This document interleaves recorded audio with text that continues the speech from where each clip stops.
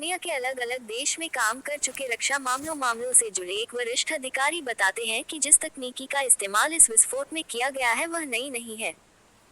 Plastic explosive के नाम से इस्तेमाल की जाने वाली इस तकनीकी का पहले भी अलग अलग तरीकों से विस्फोट करने के लिए इस्तेमाल होता रहा है। लेबनान में हुए तेज धमाकों को लेकर एक बड़ा खुलासा हुआ है।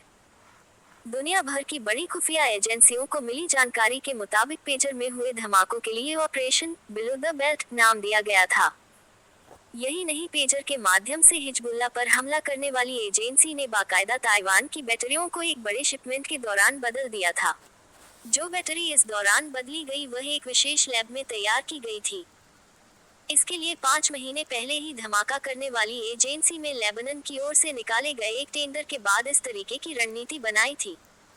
फिलहाल दुनिया भर के रक्षा विशेषज्ञ और खुफिया एजेंसियों के लिए अब इस तरीके से हुआ हमले को एक बड़ी चुनौती मान रहे हैं। जानकारी के मुताबिक इस्राएल की खुफिया एजेंसी मोसाद ने इस पूरे ऑपरेशन को अंजाम देने की 5 महीने पहले रणनीति बनाई थी। खुफिया एजेंसी के सूत्रों के मुताबिक 5 महीने पहले लेबनान की ओर से ताइवान की अपोलो गोल्ड कंपनी के पेजर में बैटरी बदलने का टेंडर निकाला गया था। इस टेंडर को लेबनान ने B&H फोटो के नाम से निकाला था। लेबनान में हिजबुल्लाह के आतंकी पेजर का इस्तेमाल करते हैं, इसलिए इस्राएल ने इस टेंडर के आधार पर आगे की रणनीति बनाने का बड़ा प्लान तैयार किया।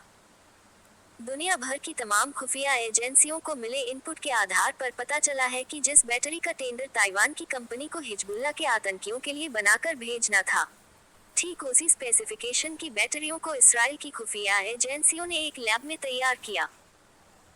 इंटरनेशनल खुफिया एजेंसीज के पास जो सूचनाएं आई है उसमें पता चला है कि इस्राएल खुफिया एजेंसी ने लैब में तैयार की गई बैटरी में किसका 3 नाम का एक विस्फोटक पदार्थ लगाया, जिसको अलग अलग तारों के माध्यम से हिजबुल्लाह के पेजर में लगाई जाने वाली बैटरी में पप्स्ट कर दिया गया। उसके बाद इंतजार यह किया गया कि कब ये शिपमेंट ताइवान से चलकर लेबनान की ओर पहुंचने वाला है। जानकारी के मुताबिक जैसे ही हिजबुल्लाह के आतंकियों के पेजर में लगाए जाने वाला बैटरी वाला शिपमेंट हवाई रास्ते से जाने के लिए निकला तो इस्राएल की खुफिया एजेंसियों ने उसको रोक लिया। रोकने के दौरान खुफिया एजेंसी ने खुद को विदेश से आने वाले सामान को चेक करने वाली एजेंसी के तौर पर पेश किया और बाद में इन बैटरियों के शिपमेंट को सीज कर दिया। इस पूरे घटनाक्रम के दौरान ताइवान से आ रही 5000 बैटरियों की जगह पर अपनी लैब में तैयार की गई बैटरी से बदल दिया गया। खुफिया एजेंसी से जुड़े सूत्र बताते हैं कि इस पूरे ऑपरेशन को इस्राएल की खुफिया एजेंसी ने बिलो द बेल्ट नाम दिया था। दरअसल इस ऑपरेशन का नाम बिलो द बेल्ट दिए जाने के पीछे भी एक बड़ा मकसद था। खुफिया सूत्रों के मुताबिक पेजर ज्यादातर लोगों की जेब में रहता है।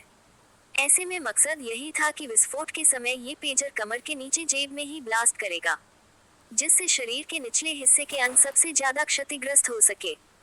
यही वजह है कि इस धमाके में ज्यादातर लोगों के निचले हिस्से समेत चेहरे और आंखों पर चोट लगी।